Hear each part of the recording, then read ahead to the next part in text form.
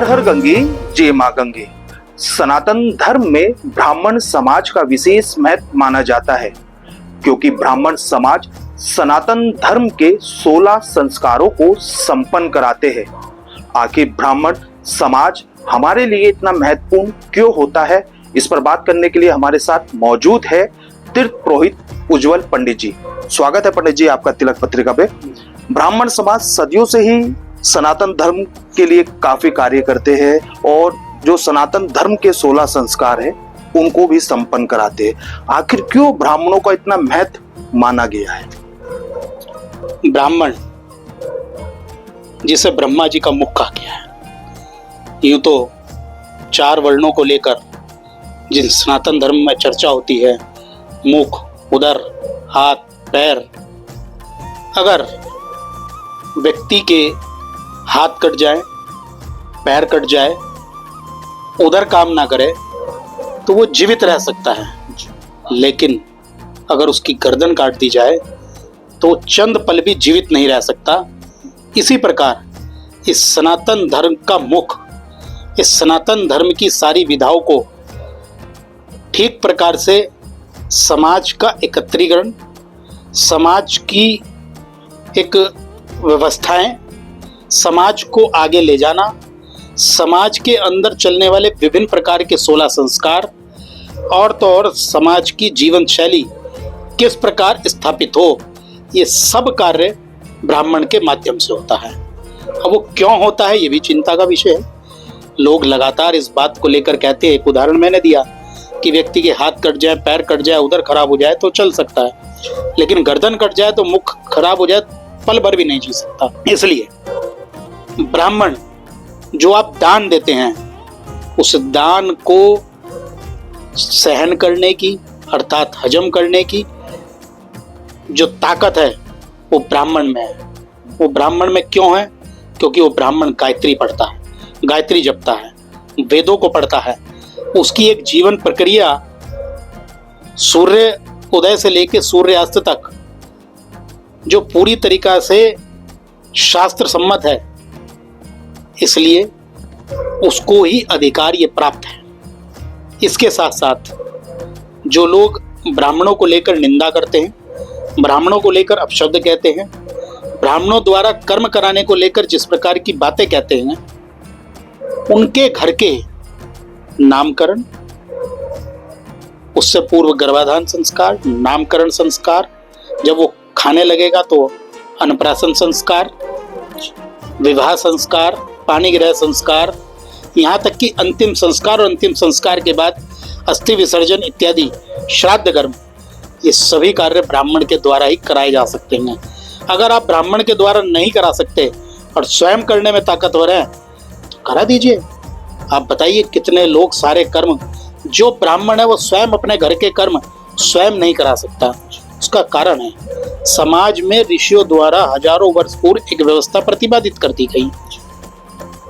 उन ब्राह्मणों को दिशा निर्देश दिया गया। ठीक है, आज के वक्त में ब्राह्मण व्यापार भी करता है, ब्राह्मण रोजगार भी करता है, ब्राह्मण अन्य प्रकार के कार्य भी करता है, लेकिन ऋषियों द्वारा प्रतिपादित व्यवस्था कि ब्राह्मण का काम समाज के अंदर ठीक प्रकार से व्यवस्थाएं स्थापित कर उसको ज्ञानोपदेश देना है, अर्थात जिस प्रकार से उसकी सुव्यवस्थित जीवन शैली स्थापित हो चुकी।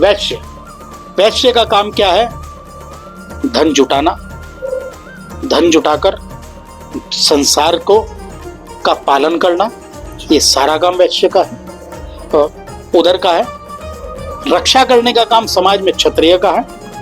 वो क्षत्रिय वर्ग जिनको हम भुजाओं के रूप में कहते हैं, और जो सेवादार हैं जिनको क्षुद्र के माने कुछ और लोग कह देते हैं, वो सेवादारों की बात की, क्योंकि समाज में अगर सारे ही लोग सभी काम करने लगेंगे तो व्यवस्थाएं जैसी वर्तमान में भ्रमित हो गई है, जिस प्रकार से समाज में विकृति फैल गई है, वो विकृति इसलिए फैल गई है कि जिन जिन को जो जो जिम्मेदारी दी है वो अपने कर्तव्य पथ से हट गए। इसलिए ब्राह्मण का कर्तव्य है कि समाज के अंदर पूजन कराना, समाज के अंदर पाठन कराना, समाज में सनातन धर्म का प्रचार करना, सनातन धर्म के अनुसार होने वाले पूजा पाठ कर्म संस्कार इत्यादि विधियों को सकुशल संपन्न कराना।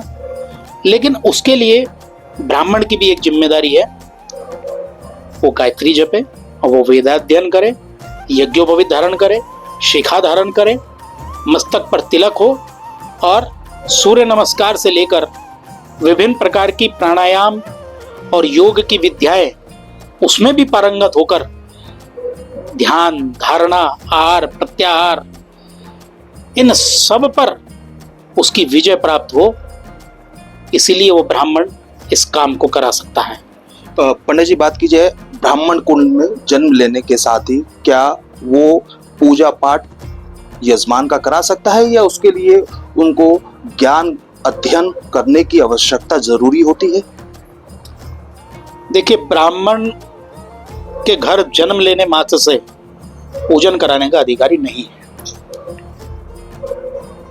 एक ब्राह्मण होता है जो किसी ब्राह्मणी के गर्भ से जन्म लेता है।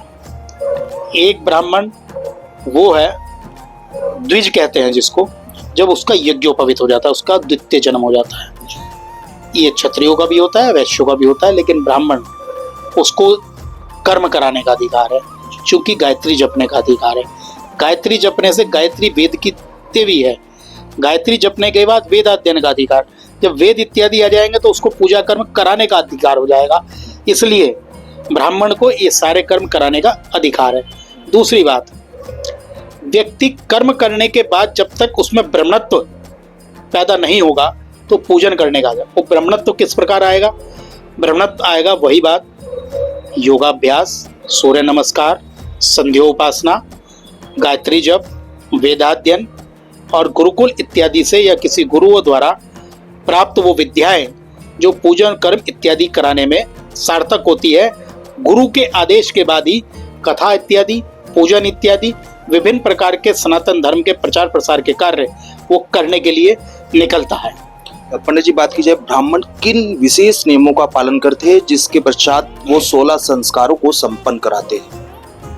सबसे पहला नियम ब्राह्मण का एक ही है कि नित्य उठकर संध्या उपासना, गायत्री जप जो ब्राह्मण नहीं करता उस ब्राह्मण को ना कर्म कराने का अधिकार है, ना दान लेने का अधिकार है। दूसरी बात, जो लोग ब्राह्मण का वेश धर के माथे पर तिलक लगाकर, शिखा रखकर और यज्ञोपवीत को एक धागा मात्र बांधकर प्रदर्शन के लिए ब्राह्मण वेशधारी बनकर दान लेने का काम करते हैं, वो नरक के गामी होते हैं।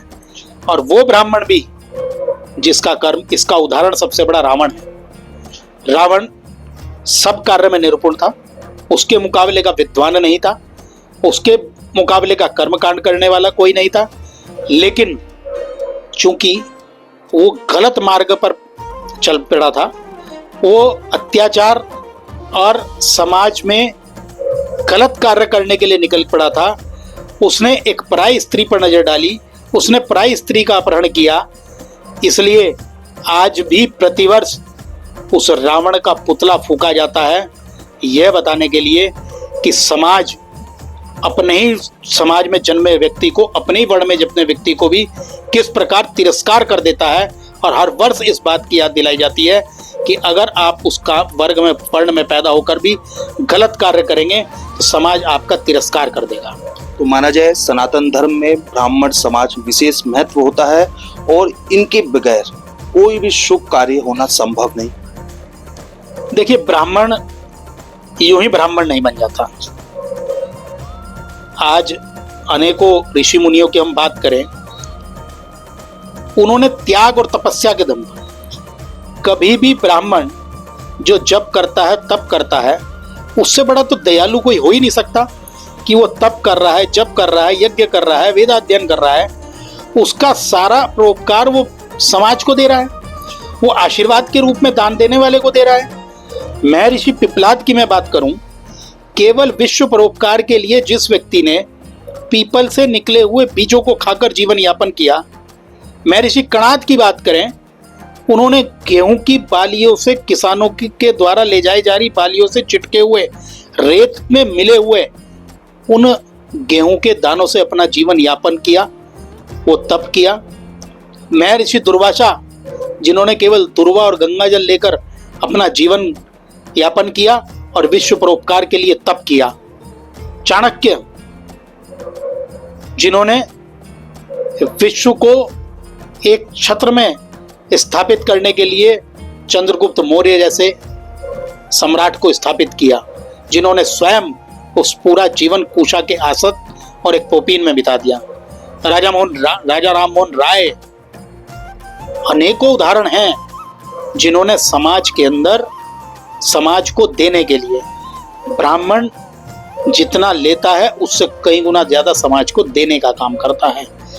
उसके पास आने वाला व्यक्ति कभी भी वो ये नहीं सोचता कि अमुक जाति का है, अमुक वर्ग से है, अमुक वर्ण से है।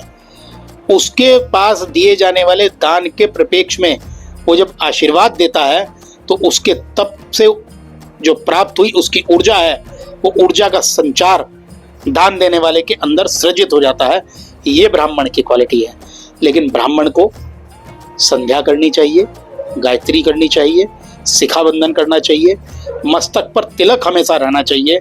जिस ब्राह्मण के मस्तक पर तिलक नहीं होता वो चांडाल की श्रेणी में जाता है।